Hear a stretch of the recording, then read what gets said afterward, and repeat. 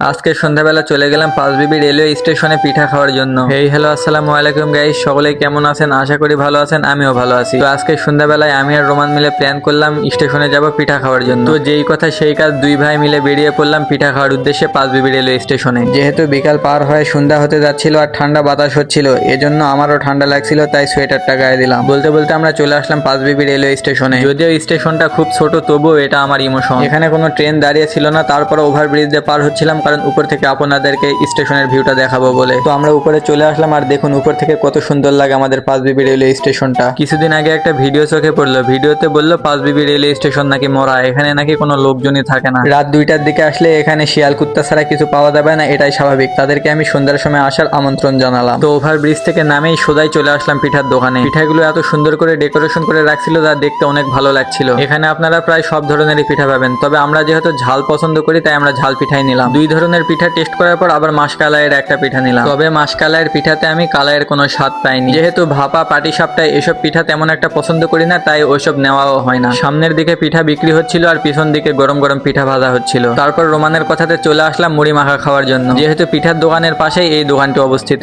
এখানে বুট মাখা, মুড়ি মাখা সহ বিভিন্ন ধরনের মুখরোচক জিনিসের মাখা পাওয়া যায়। আর এখানকার খাবারের স্বাদও অনেক সুন্দর, যার কারণে সব সময় এখানে ভিড় থাকে। তো আমি দাদাকে বললাম আমাদের জন্য ভালো করে 2টা মুড়ি মাখায় দেওয়ার জন্য। আমরা যেহেতু মাঝে মধ্যে এখানে খাই, তাই আমাদেরকে এখানে বেশিক্ষণ সিরিয়াল দিয়ে দাঁড়াতে হয় না। বলতে বলতে আমরা মুড়ি মাখাটা হাতে পেলাম। আপনারা যারা এই দোকানের মুড়ি মাখা একবার খেয়েছেন তারা অবশ্যই জানেন এখানে টেস্ট কেমন, তাই নতুন করে আমার আর বলার কিছু নাই। তো আজকের ব্লগটা এই পর্যন্তই ছিল। সকলেই ভালো থাকবেন, সুস্থ থাকবেন, আল্লাহ হাফেজ।